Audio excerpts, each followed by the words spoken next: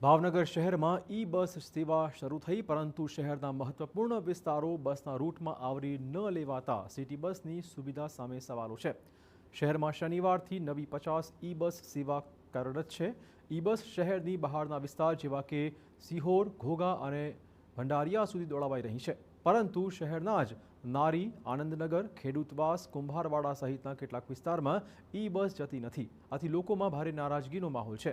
શહેરમાં ઘણા લાંબા સમયથી સિટી બસ સેવા બંધ હતી અને હવે ઈ બસ શરૂ થઈ છે, ત્યારે તમામ વિસ્તારમાં ઈ બસ સેવાનો લાભ મળતા લોકોમાં નારાજગી છે। વધારે કહેતા કે કુંભારવાડા છે, આનંદનગર છે જેવા પછાત વિસ્તારમાં પણ આ લોકો દ્વારા બસ ચાલુ કરવામાં આવી નથી અને નારી 15,000ની વસ્તી ધરાવતો વિસ્તાર છે અને ઘણા અપડાઉન સિટીમાં રોજગારી માટે લોકો આવતા જતા હોય, વિદ્યાર્થીઓ અપડાઉન કરતા હોય છે, મહિલાઓ અપડાઉન કરતી હોય છે અને ખાસ કરીને આવનારની બોર્ડની પરીક્ષામાં પણ જો તાત્કાલિક આ રૂટ ચાલુ કરવામાં આવે તો વિદ્યાર્થીઓને આ ત્રણેય વિસ્તારમાંથી કુંભારવાડા છે, નારી છે, આનંદનગરમાંથી વિદ્યાર્થીઓને પણ ઘણી રાહત મળી શકે। તો આ અંગે મારે સત્તાધીશને ધ્યાન દોરવું છે કે શા કારણસર આવા પછાત એરિયામાં રૂટ ચાલુ કરવામાં નથી આવ્યા।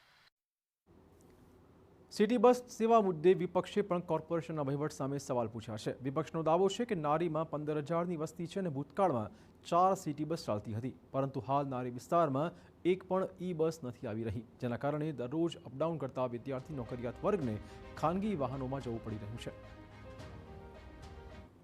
બેકવર્ડ જે માનો કે જરૂરિયાત હોય એ વિસ્તારમાં સિટી બસ દોડવી જોઈએ અને બાહ્ય વિસ્તારમાં જે જતી હોય, ઘોઘા હોય, સિહોર હોય, તો પણ સિટીના એરિયામાં કેમ નહીં? તો લોકોની પણ અસંખ્ય માંગ છે કે આવો અમારે યારે ઓરમાયું વર્તન કરે છે અને મહાનગરપાલિકામાં જે માનો કે પસા બસ આવી છે, તો હજી બીજી પસા બસ ક્યારે આવશે? ખરેખર બધી બસો જો એક સાથે લાવી અને શરૂ કરવું જોઈએ। બીજી બાજુ મેયરનું કહેવું છે કે આગામી સમયમાં નારી વિસ્તારમાં 2 સિટી બસ શરૂ કરાશે। શહેરના કોઈ પણ વિસ્તારને અન્યાય નહીં થાય। હાલ 50 ઈ બસ કાર્યરત છે અને આગામી સમયમાં વધુ 50 બસ મળશે, ત્યારે સમગ્ર શહેરને સિટી બસના રૂટમાં આવરી લેવાશે અને લોકોની માંગણી પ્રમાણે રૂટ શરૂ થશે। નારી ગામમાં 2 દિવસમાં બસ ચાલુ થવાની છે અને તાત્કાલિક 2 બસ અમે ત્યાં મૂકી દઈએ છીએ।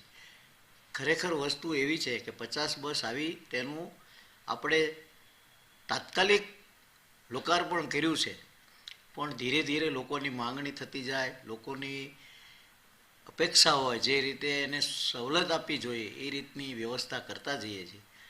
માટે કોઈને અન્યાય થાય એવું કરવાનું નથી।